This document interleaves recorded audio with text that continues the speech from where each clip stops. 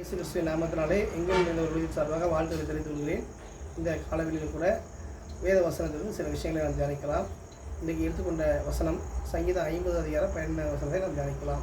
இன்றைக்கு செய்தியுடைய தலைப்பு என்ன சொன்னால், ஆபத்து காலத்தில் உதவி செய்கிற தேவன் என்கிற தலைப்பிலே பார்த்துக் கொள்கிறோம்.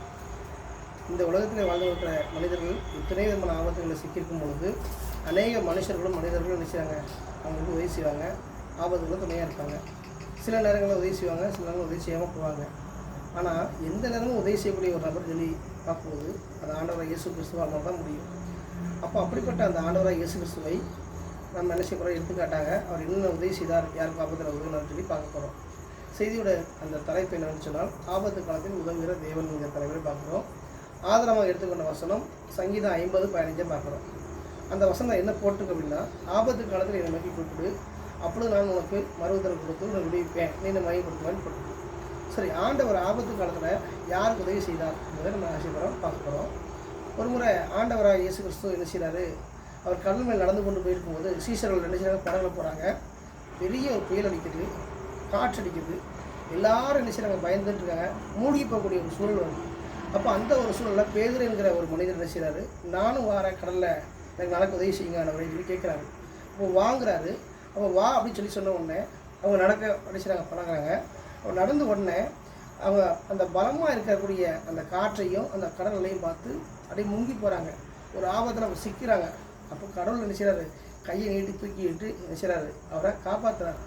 அந்த ஆபத்து காலத்தில் என்னை நோக்கி கூப்பிடுன்னு சொன்ன மாதிரி ஆண்டவரே என்னை காப்பாற்றுங்க, ரட்சிங்கன்னு சொல்லி கூப்பிடுதார். அப்போது அவன் முங்கி போடாமல் இருக்கும் அப்படிங்கிறதுக்காண்டி, அவன் அமிழ்ந்து போகக்கூடாதுங்கிறதுக்காண்டி ஆண்டவர் என்ன செய்கிறார், அவனை தூக்கி நிறுத்தினார். அப்போது ஆபத்து காலத்தில் உதவி செய்த அந்த ஆண்டவரை நோக்கி என்ன செய்தான், அவன் நன்றி சொன்னால் மகிமைப்படுத்தினான். அப்போது இதிலேருந்து நமக்கு என்ன செய்தி என்னென்னா, நாம் படிக்கலாம், வேலை பார்க்கலாம், தொழில் செய்யலாம், ஊழியம் செய்யலாம், பலவிதமான ஆபத்துகள் நம்ம சுற்றிலும் வரலாம். அப்படிப்பட்ட சூழலில் நம்ம மனுஷனை நோக்கி ஓடுறோம், மந்திரவாதியை நோக்கி ஓடுறோம், அதெல்லாம் நிலையானது இல்லை. அந்த ஒரு ஆபத்து நேரத்தில் ஆண்டவரை இயேசுவை நோக்கி கூப்பிடும் பொழுது அவர் என்ன செய்வாரா, நம்மை தூக்கி நிறுத்தக்கூடியவராக இருக்கிறாரு, ஆபத்தில் உதவி செய்கிறவராக இருக்கிறார். எப்படி அந்த பேதுருக்கிற மனுஷனுக்கு தூக்கி நிறுத்தி உதவி செய்தாரோ, அதே போல் ஆண்டவர் நோக்கி கூப்பிடுகிற ஒவ்வொருவருக்கும் அவர் ஆபத்து நேரத்தில் தூக்கி என்ன செய்வார், நிறுத்தக்கூடியவராக இருக்கிறார். எனவே இதை கேட்டுக்கொண்டுக்கிற ஒவ்வொரு வாலிப சகோதரர்களும் ஒவ்வொரு பிள்ளைகளும் ஆபத்து நேரிடும் போது மனுஷனை கூப்பிடாமல் இயேசு நோக்கி கூப்பிடும்போது அவர் என்ன செய்வார், உதவுவார். தொடர்ந்து இந்த செய்தியை கேட்டுக்கொண்டுக்கிற ஒவ்வொருவரும் இந்த செய்திக்கு நேராக உங்கள் வாழ்க்கையை ஒப்பு கொடுங்க. ஆபத்து காலத்தில் இயேசு நோக்கி கொடுங்க, அவர் உங்களை விடுவித்து உங்கள் பெரிய காரியம் செய்வார். அந்த காரியங்களை மறந்து போகாதபடிக்கு இயேசு நோக்கி கூப்பிட்டு அவருடைய ஆசீர்வாதங்களை பெற்றுக்கொள்ள வேண்டும் என்று சொல்லி உங்கள் அனைவரையும் எங்கும் நிறைந்தவர்களையும் வாழ்த்துகிறது. ஆமேன், ஆமேன்.